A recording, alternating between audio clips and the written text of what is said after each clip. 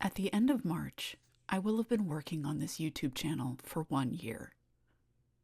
This milestone brings up a lot of questions. I thought the only questions would be, do I like doing this? And do I want to keep doing this? Turns out, those are pretty easy to answer. Yes and yes. But those aren't my only questions. The more pressing and more complicated ones focus on how I'm doing things. For the past year, I've pretty much stuck to a 2-week production schedule. I could usually come up with an idea, film, then edit easily within that time frame. I didn't really have to plan much more than one video in advance, and I worked in a just-in-time kind of mode.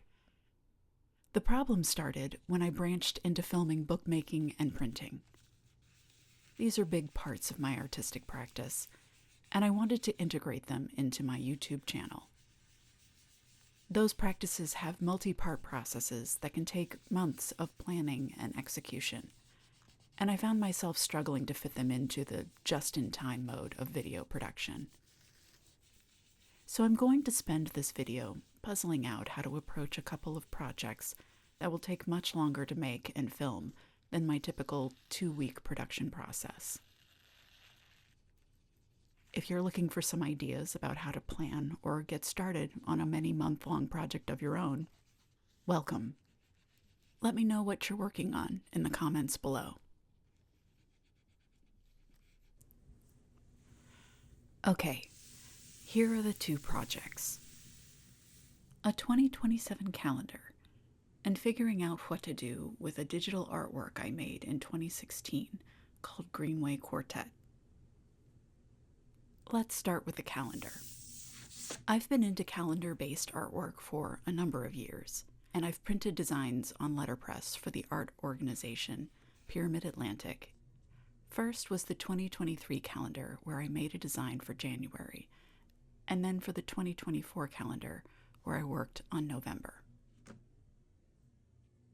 I liked it so much, the obvious next step for me was making an entire calendar as gifts for friends and family. Here's the calendar I did for 2025 and the calendar for 2026. I was nervous about coming up with 12 different designs, so I decided to put 2 months on each page, cutting down the designs to 6. For the 2025 and 2026 calendars, I waited until the second half of the year before I even started thinking about what I wanted to do. By the time October came around, I would realize I had done very little to finalize the designs and enter a mild panic, hustling to get the calendars designed, printed, and assembled before my Christmas deadline.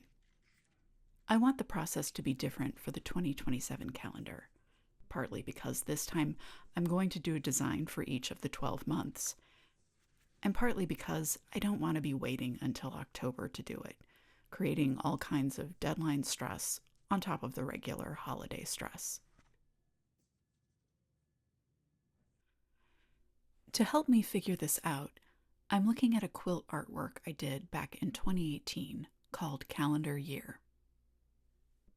For this piece, each square represented one day in a year, and the square had a coded notation of my emotional impression of the day. Before starting Calendar Year, I had repetitive stress pain from quilting, but I didn't want to stop making quilts. Usually, you plan out the design of the whole quilt, cut all the pieces, and then stitch the pieces together. To get some relief from all that repetition at each phase, I decided to pace out the most repetitive work over the course of the year. The cutting and stitching could then happen every couple weeks instead of waiting until the end of the year when the design was finished before I started making anything. The way I'm going to apply this to the 2027 calendar is to do some of each step in the process of the calendar throughout the year. So here's the plan. For the first 3 quarters of the year, I'll design and print 4 months each quarter. So by the end of March, I need to have designed and printed out January, February, March, and April.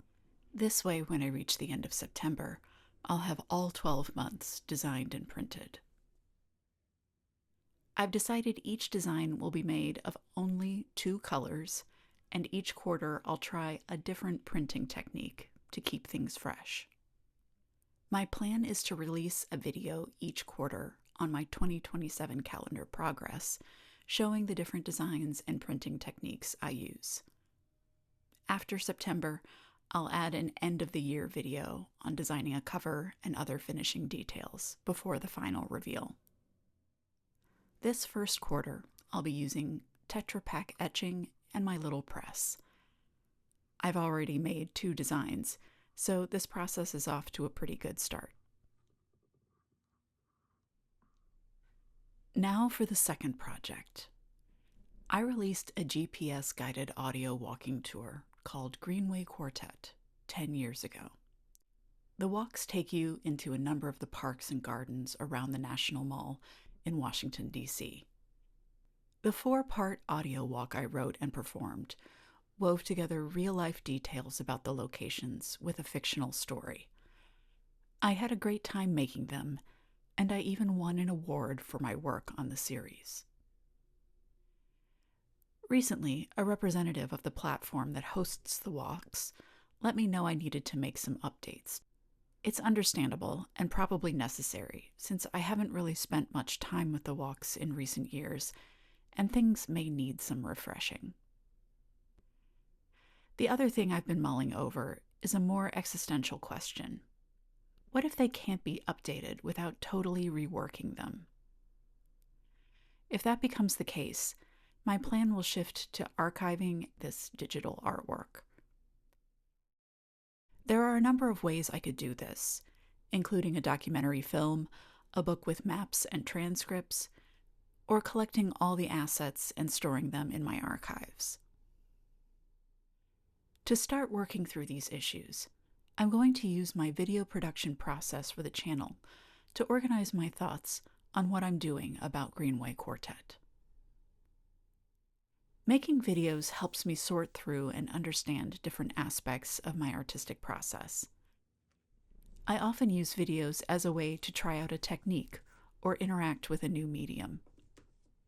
I think this approach will be useful for dealing with Greenway. This project is different than the calendar because I don't know what final state I'm heading toward. While that makes a detailed schedule difficult to sort out in advance, my hope is, through making each video, I will arrive at the next step I need to take in the process. Now that I'm almost at the end of this video, the next step I need to take is pretty obvious to me.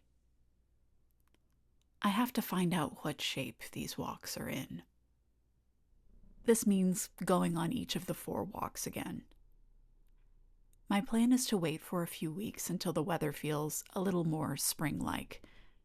Go to the National Mall, assess the walks, get some recordings, and then bring whatever I discover back to the channel. I imagine these videos won't be occurring as regularly as the calendar videos, but who knows? I'm okay with being open to wherever this goes.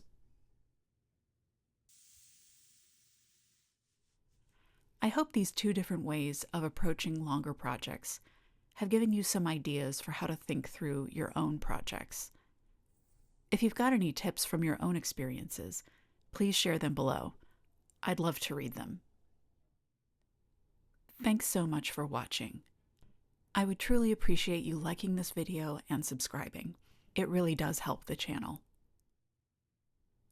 See you in the next one.